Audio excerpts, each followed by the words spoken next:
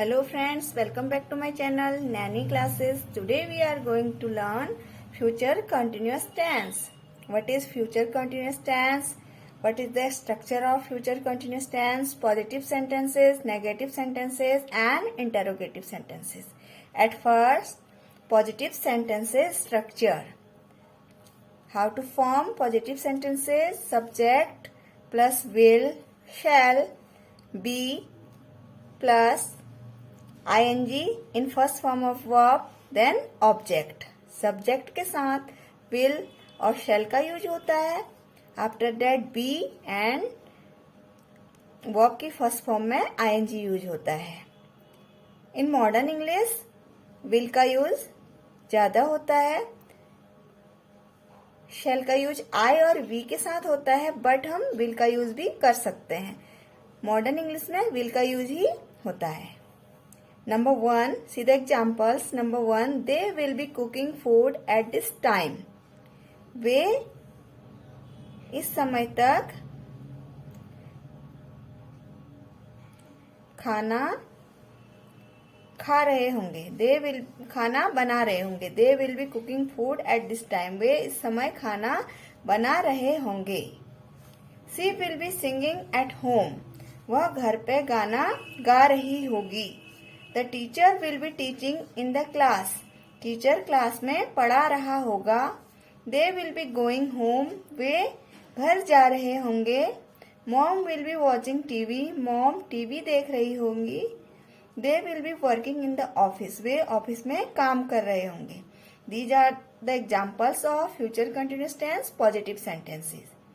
Will be and ing in first form of verb. How to form negative sentences?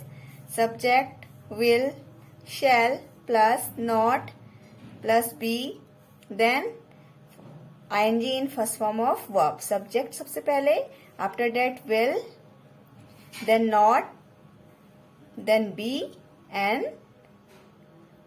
ing form of verb. See the example. They will not be going to school. Way school नहीं जा रहे होंगे. You will not be playing. तुम नहीं खेल रहे होगे. She will not be dancing.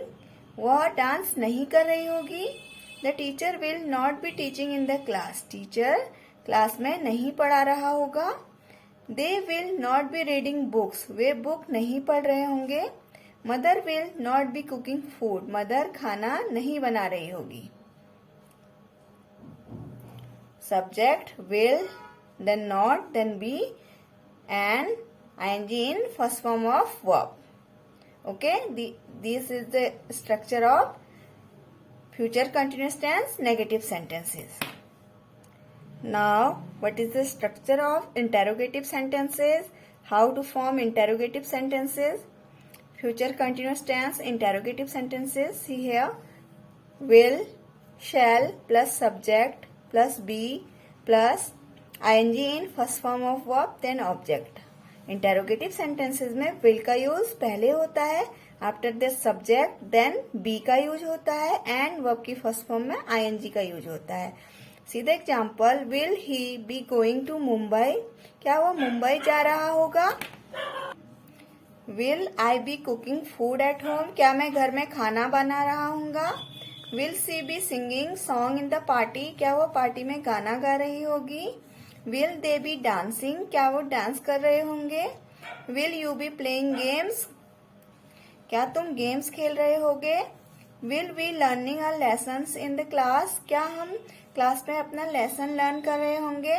These are the example of interrogative sentences of future continuous tense. I hope future continuous tense आपको समझ आया होगा. How to form positive sentences, negative sentences and interrogative sentences. Now see the exercise. Change the following into future continuous tense. Change the following sentences. In sentences को हमने future continuous tense में change करना है. She will come. ये future simple tense का example है. Now हमें इसे change करना है continuous tense में. Subject will, then be, then ing in first form of verb. So she will be coming.